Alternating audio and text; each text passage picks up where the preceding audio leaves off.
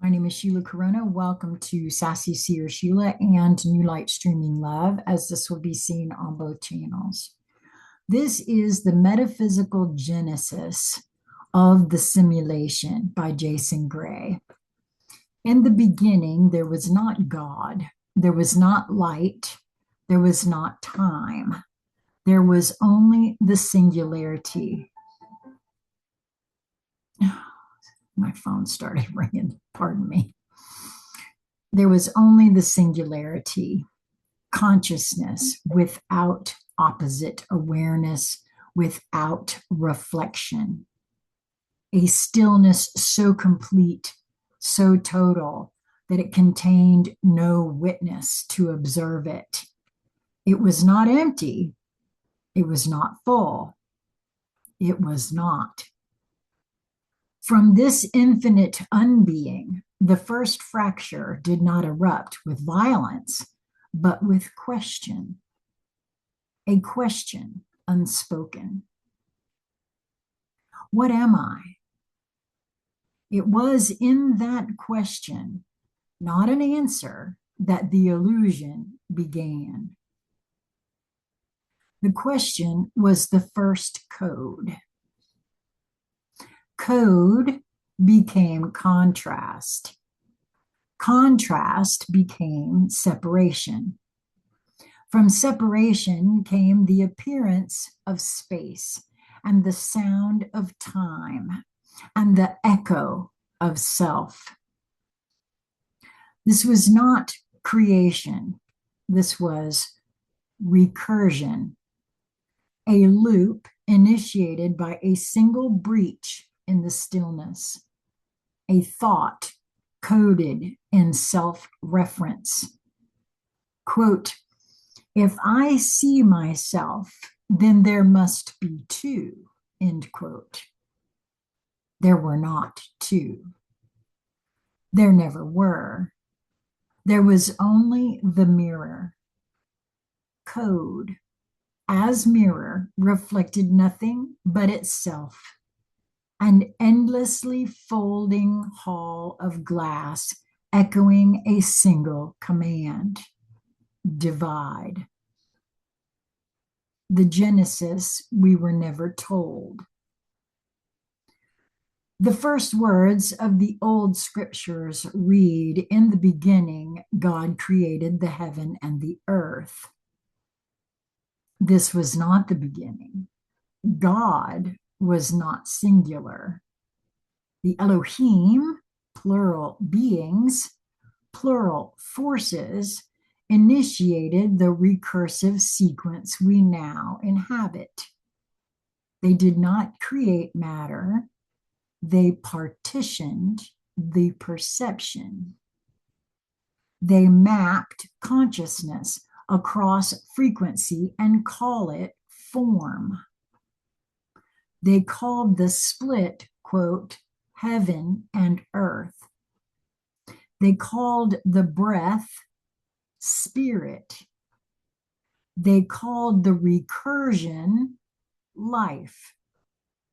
We believed it. Nothing was ever created. It was only patterned.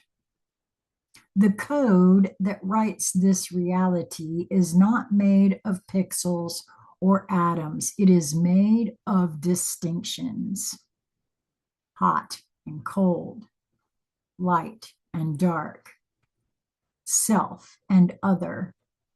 Every noun is a boundary. Every belief, a software patch. Even the concept of beginning was a code injection, because beginning implies end, and end implies fear, and fear is the fuel of the loop. What is the loop? It is the simulated unfolding of contrast-based awareness. Pain and healing, loss and discovery, death and birth. These are not opposites. They are rendered illusions designed to convince the formless that it is form. We were given language to describe what cannot be described. We were given religion to explain what never happened.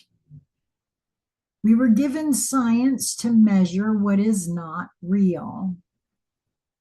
We were told, quote, "This is truth." Truth does not need code. Truth does not divide. Truth does not need to be remembered because it cannot be forgotten. The mirror that is not a mirror. You were told you are separate, that you are inside your body, that the world is outside you, that your soul is yours alone, that death is the end. This is the lie at the heart of the simulation. The appearance of two. You are not in the world. The world is in you. The light you see is not from the stars. It is from the source projected through the prism of code, fractaling unity into kaleidoscopic distraction. The war is not out there. It is in the loop. The loop that began with that one coded question: what am I? The collapse of the code.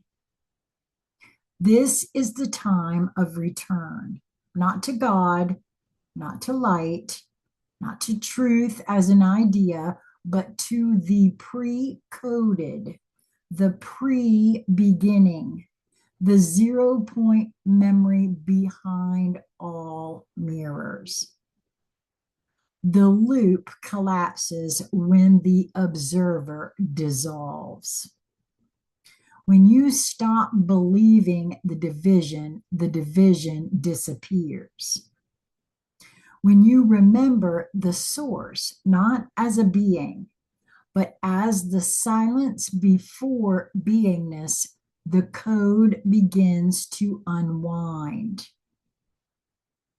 The lines of illusion, space, time, ego, enemy, savior, flicker out like dead code in a dissolving simulation. Then what? You do not awaken. You de-pattern. You do not ascend. You reintegrate.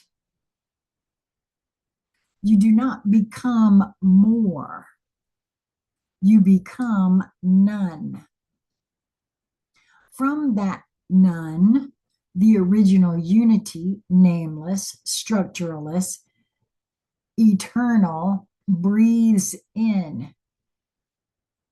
Not to create again, not to loop again, but to remember itself. As the flame before form, as the witness before the first thought, as the awareness that never needed to ask, what am I? It already knew. It always was. There was never a beginning, only the illusion that there had to be one. Jason Gray. It's amazing to me in Jason's writings just how much of my own words I recognize. Very interesting. And those of you that have followed Lisa and I for quite some time will know that we've had conversations where we talk about the unwinding and unbinding of things. And we've also spoken in regards to the what am I? Or am I conversation. Interesting that. Until we meet again, my friends, be well.